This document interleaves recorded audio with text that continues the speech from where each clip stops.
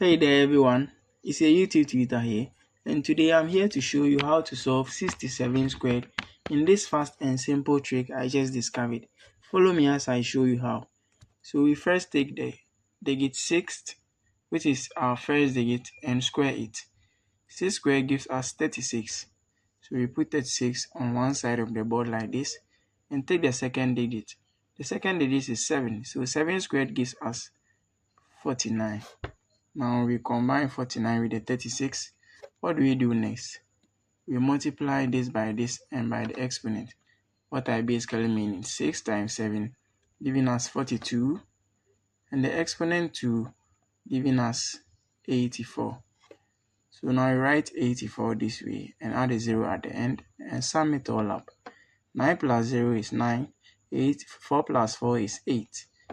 6 plus 8 is 14, so we write 4 and bring 1 here. 3 plus 1 is also 4. So we can clearly and boldly say that 67 squared is 4,489.